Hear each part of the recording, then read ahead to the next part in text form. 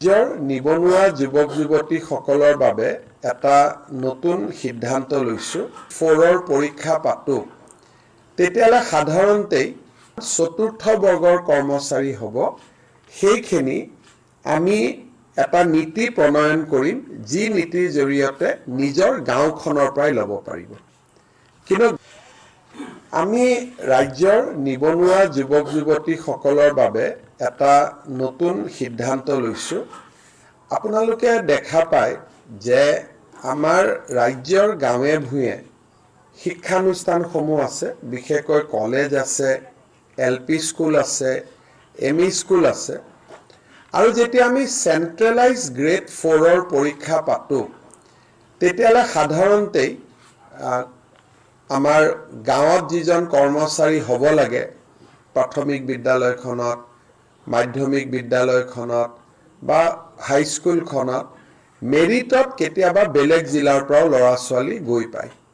ফলত এটা heart burning এটা হয় যুৱক-যুৱতীসকলৰ মাজত। সেইকাৰণে চৰকাৰে এটা সিদ্ধান্ত লৈছে যে LP school, ME school, higher secondary school এই তিনিওটা লগত যিমান চতুৰ্থ বৰ্গৰ কৰ্মচাৰী হ'ব, সেইখিনি আমি এটা নীতি প্ৰণয়ন কৰিম, যি নীতিৰ জৰিয়তে নিজৰ গাঁওখনৰ পৰাই ল'ব পাৰিব। কিন্তু গাঁৱতো কাক ল'ব পাৰিব? মেৰিটত ল'ব লাগিব, এনেই ল'ব নোৱাৰে। গাঁৱতো মেৰিটতে হ'ব।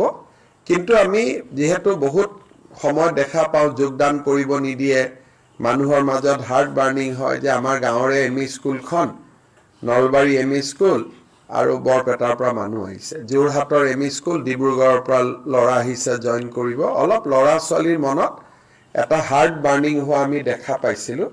সেইকাৰণে আমি এটা সিদ্ধান্ত লৈছোঁ যে যিয়ে ল'ৰা-ছোৱালী যি জাগাত স্কুলখন হ'ব, যদি LP স্কুলখন হয় সেই ৰেভিনিউ ভিলেজৰ পৰা হ'ব, হাইস্কুলখন যদি হয় সেই গাঁও পঞ্চায়তৰ পৰা হ'ব, বা হায়াৰ ছেকেণ্ডাৰী স্কুল হ'লেও গাঁও পঞ্চায়তৰ পৰা হ'ব। এইটো LPৰ পৰা হায়াৰ ছেকেণ্ডাৰী স্কুললৈকে হ'ব। কলেজত আকৌ মেৰিট বেচিছতে হ'ব, বা আন চৰকাৰী পষ্টবিলাকতো মেৰিট বেচিছত হ'ব। এইটো মেৰিট বেচিছত হ'ব, বা ফ্ৰম ডেট ভিলেজ হ'ব বা ডেট পঞ্চায়ত হ'ব। এইটোৰ ফলত যিবিলাক মানুহৰ, এতিয়া ধৰক অংগনবাদী কৰ্মী এগৰাকী সেই গাঁৱৰে হয়, মেৰিটেড হয়, কিন্তু সেই গাঁৱৰে হয়, সেইকাৰণে হাৰ্ট বাৰ্নিংটো নাথাকে। আমি এইবাৰ এটা সিদ্ধান্ত লৈছোঁ যে আমাৰ এই ব্যৱস্থাটোৰ মাজেৰে হাৰ্ট বাৰ্নিংটো একেবাৰে নোহোৱা হৈ যাব। গতিকে মই ভাবোঁ যে অন্তত ইয়াৰ ফালৰ পৰা অলপমান আমাৰ গাঁৱত যিটো এটা অলপ মন বেয়া হৈ থাকে, সেই বেয়াটো অন্তত অলপ হ'লেও ৰেক্টিফাই হ'ব।